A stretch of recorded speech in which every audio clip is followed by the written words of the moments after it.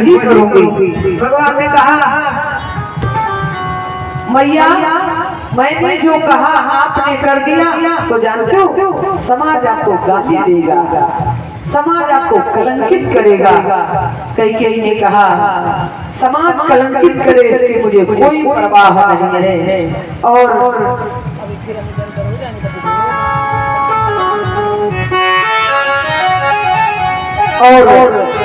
महाराज भगवान श्री राम ने कहा अगर मैंने जो मांगा आपने दे दिया तो कोई भी व्यक्ति अपनी बेटी का नाम कैकेयी नहीं रखेगा और ना होगा पता लगाना कोई भी अपनी बेटी का नाम कैकेयी नहीं रखेगा। कौशल्या होगी, सुमित्रा होगी, लेकिन कैकेयी किसी का नाम हो तो बताना हमें। भगवान राम ने कहा अगर मैंने जो कहा तुमने किया तो लोग तुम्हारे नाम से इतना नफरत करेंगे, इतनी घृणा करेंगे कि कोई तुम्हारा नाम लेना भी पसंद नहीं करेगा। कैकेयी कहने लगी ना ले हमें इसकी परवाह नहीं, लेकिन मेरा राघव हम पर खुश रहे। भगवान ने देखा बीच में कोई परिवर्तन नहीं। भगवान ने कहा तुम्हारे चेहरे पर कलंक की कालिक लग जाएगी। कैकेयी बोली इससे भी मुझे परवाह नहीं, फर्क नहीं है, तुम बताओ तुम चाहते क्या हो। भगवान को लगा बड़ी मजबूत है। भगवान ने ऐसी बात कही जो कोई भी भारतीय नारी बर्दाश्त नहीं सहन नहीं कर सकती है।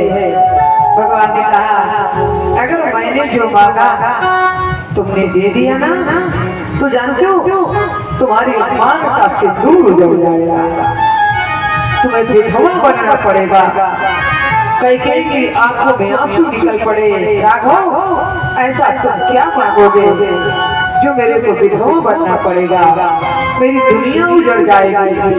भगवान ने कहा पिताजी के पास आपके दो वरदान धरोहर रूप में रखे हैं, हाँ रखे हैं। तो एक वरदान से मेरे अनुज भ्राता भरत के लिए अयोध्या का राज्य मांगना, ठीक है। दूसरे से मेरे लिए 14 साल का वनवास मांगना है।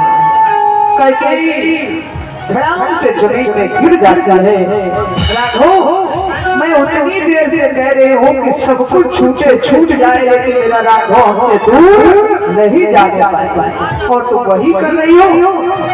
ऐसा नहीं हो पाएगा, ये वचन मैं नहीं निभा पाऊंगी, नहीं दे पाऊंगी। भगवान ने उठाया कैकेयी की आंखों में आंसू बह रहे थे, रो रही थी। राघव तुम्हारा विक्षोभ हो मैं बर्दाश्त नहीं कर पाऊंगी। अरे भैया भगवान ने बताया अगर तुमने ये ना किया तो जानती हो जंगल में वो 88 साल से सवरी हमारे इंतजार में रास्ता निहार रही है, उसका क्या होगा। वो सर्वभंग महात्मा भगवान के परम धाम को जा रहे थे और उन्हें पता चला कि भगवान का अवतार हो गया। तो जानते हो भगवान के धाम का गमन उन्होंने कैंसिल कर दिया और हड्डियों के प्राण टिकाए बैठे हैं। अगर नहीं जाऊंगा तो फिर मेरा क्या होगा। और वो सुशिक्षण अगस्त का शिष्य पागल बना जंगल में मेरे को पुकार रहा, कूद रहा। उसके गुरु जी ने उसको आश्रम से भगा दिया। भैया अगर तुम ये ना कर पाई तो वो सुग्रीव जिसकी पत्नी का हरण उसके भाई ने कर लिया, उसका क्या होगा। राक्षसों ने जाने कितने संतों महात्माओं को मुनियों को खा करके हड्डियों के ढेर लगा दिए हैं, उन ऋषियों का क्या होगा। अगर तुम मुझे वनवास नहीं मांगी, जानते हो कैकेयी भगवान के चरणों में गिर जाती है। राघव मुझे क्षमा कर दे, ये मैं नहीं कर पाऊंगी। भगवान ने कहा नहीं भैया ये तो कर्म के अवतार हो और आपको करना पड़ेगा। और भगवान ने कहा जानते हो ये बात हमारे और तुम्हारे अलावा कोई तीसरा व्यक्ति नहीं जान पाएगा।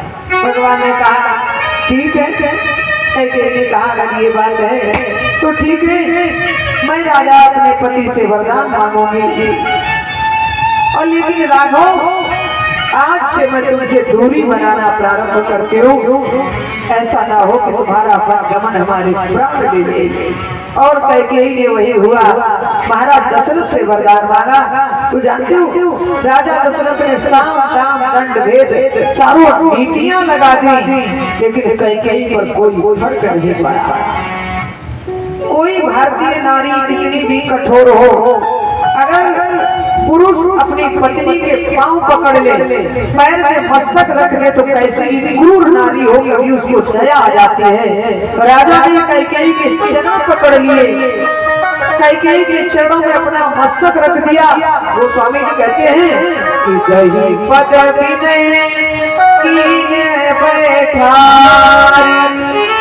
और जनित कर कुल हो सुखारी। चरणों को पकड़ करके हाथ जोड़ करके प्रार्थना करते हैं, तो अगर राम को वनवास ले रही तो झोली पसार से मेरे प्राणों को भी मैं जान लेता हूँ, ले ले। लेकिन कैकेयी में कोई फर्क नहीं आया। राजा दशरथ ने कह दिया, पिछले लोके बिना सूर्यम सस्यम वात्सल्यम बिना, ये पृथ्वी अगर सूर्य प्रकाश न दे तो रह सकती है, चंद्रमा चांदनी न दे तो रह सकते जीव जंतु, मेघ अगर पानी न दे तो लोग रह सकते हैं, लेकिन मैं बिना राम के नहीं रह पाऊंगा। कैकेयी में कोई फर्क ना हुआ। यही से कारण बन गया, पुराणों में ऐसा प्रसंग है। और फिर राम को विश्वामित्र ले गए, यज्ञ रक्षा हुआ, सीता जी से चारों भाइयों का एक साथ विवाह हुआ, और महाराज दशरथ ने